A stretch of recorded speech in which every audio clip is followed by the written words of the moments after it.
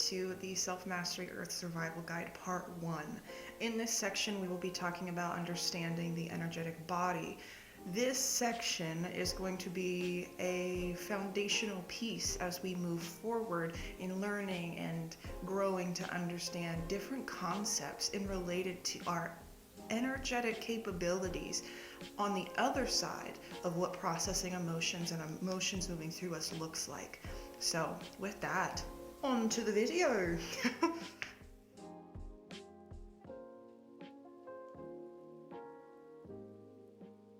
One of the key pieces that I used when learning and understanding this and working with this information, first thing we needed to know, emotions are vibrations, and they are vibrations outside of us. Therefore, emotions are not us. So if we don't understand or hold that as a belief system at this point in juncture, a lot of this information may not resonate. So just know that. The first concept that I would like to introduce is the energetic capacity. The energetic capacity is a threshold of maximum expansion capability. This capability is based on vibrational experiences, i.e., an energetic capacity of a young child will look different from an energetic capacity of an adult. But I've said a lot of words here. I think it might be time for some visuals, yeah? So we're gonna hop on over to a visual real quick and we will be right back. All right, passengers. So on this spaceship ride, we're going to be looking at a couple of things here. What you have in front of you is an empty energetic capacity. The energetic capacity is made up of different components. One of the components is the emotional range. This is the full range of emotion that can be experienced. Next, at the top and bottom, we have our expansion zones. These are the areas that there are opportunities for emotional growth to occur. This practice will be done consciously and unconsciously. We also have our level of homeostasis. This is our center point, our neutral point, our zone in which we are not experiencing any level of emotion. Our involvement with the energetic capacity is a perspective that we can observe from the circle of awareness within our own being.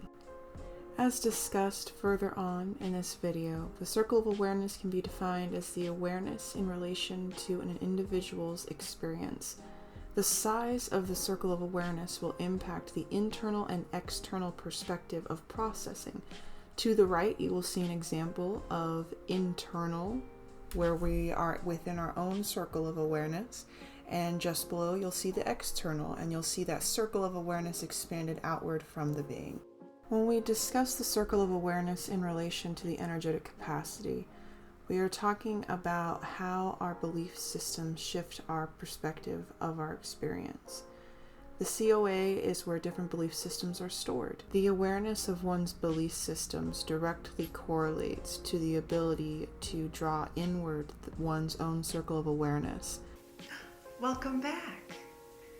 So we are now going to talk a little bit more in depth about the circle of awareness in regard to the energetic capacity. As I just mentioned, the circle of awareness is where our belief systems are stored. It is important to acknowledge that the circle of awareness has two parts. So this is a concept that has been seen across many different types of cultures. Recently, one of the awarenesses that has come in has been in relation to Egyptian alchemy, and how there is the Ka body and the Kat body.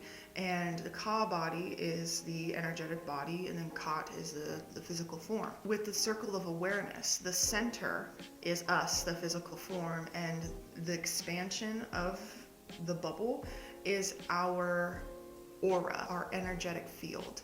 So that is how this is relating in that context. Now that we understand our energetic beingness and this little, health bar on the side that we all have, which is our energetic capacity, it's also important that we talk about the vibration of emotions. We bring that back into this. How does that play into our energetic capacity? When I sat with this, the imagery of physics came in, right? Naturally, this is quantumness. Of course, we would bring physics into this. And I considered the metaphor of emotions being like a ball. And this ball, depending on its size and density, it changes the velocity in which it travels at. And it also changes the impact as it goes through. When you toss an emotion through an energetic capacity and there's like no human attached to it, and it's just like throwing a ball into all of the things and that's it. It's gonna be as it is, away from any human, and it's not gonna be an experienced emotion. But when you have a person, i.e. if I took my circle of awareness and stood and got caught up in an emotion, or not, which we'll get into later, if I stood in that, there would be a way in which that would impact me based on my belief systems. And so what can happen is, so say an emotion comes in and my circle of awareness is expanded. Now I have an emotion, sadness, that has also looped into that. And as it comes in to my awareness, I'm looping in this sadness. What my body is doing is calculating, okay, what is every time that she's been sad? Bring up every file. And when we have repressed emotions, then it just gets in there and gets all muddy. And now I'm like, I can't even think about the human that's in the center of this because my thoughts are everywhere. That's a lot.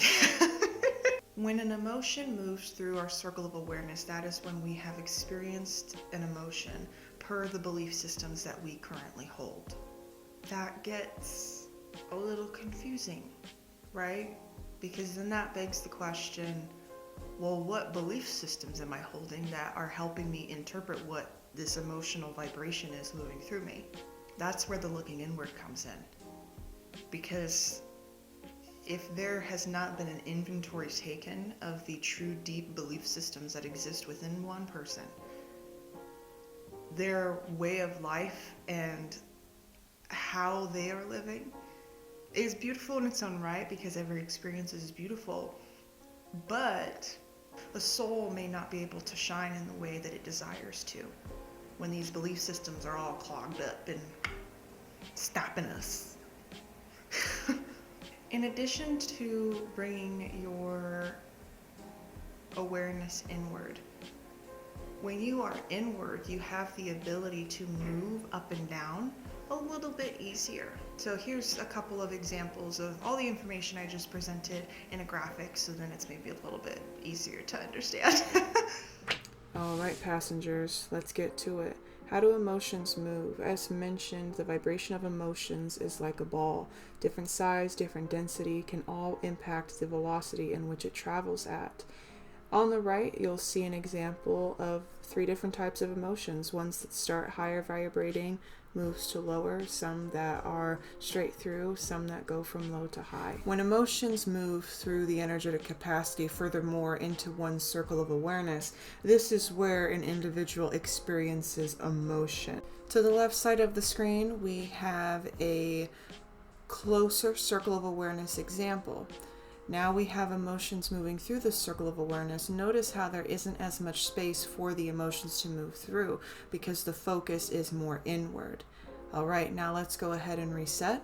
To the right of the screen, you will see a more expanded circle of awareness. There's a lot more room for these emotions to move. Now, when you are unsure of belief systems that put you in a position for your circle of awareness to be expanded outward, it is important to note the more space those emotions have to fill, the more space they will take. Just look at how much fun they're having in the circle of awareness over there. And I can only imagine the experience of that individual.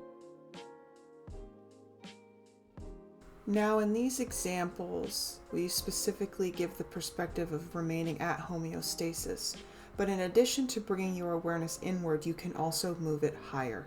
A shift in the level of awareness can shift how you experience the emotion itself. Notice how that emotion was thrown, and because the individual's circle of awareness was so tight and they raised their awareness high enough, they did not experience that emotion. I'll go more into this here shortly. One of the metaphors that I like to use is the elevator metaphor. If I have an elevator that represents all of the floors of this entire beingness and my vibrational capacity as a human and as a multidimensional being within this space, Every single floor is a different vibration in which I'm experiencing whatever emotion. All emotions are moving through every single vibration. It's about choosing what vibration you get to be at. This process is something we will discuss further on in the series, but I still wanted to bring it up because it is so powerful. If I have an elevator that gets me to every level of my energetic capacity, all my emotions and understanding of emotions are parked. Anger gets thrown at me from out of nowhere. I'm shifting and changing vibrations throughout the day, and boom, anger hits. I know that I can go to whatever floor is going to be able to support me, so then I can hold the perspective without actually engaging in the emotion. That's that art of detachment. I can know that on floor 2, anger is happening and we are just anger is happening over there and we are letting her live her life. But I'm gonna go to floor 14 and just like chill out and like maybe paint and hang out because I don't want to engage, and that's the point that we're working towards. Is once you understand your belief systems and how energy impacts you, you can navigate and co-create in this new way. That requires first the ability to self-regulate and also integrate information. When we talk about the energetic body versus the physical form, we can receive energy and in the energetic body and that information first, and then it gets integrated down into the physical form.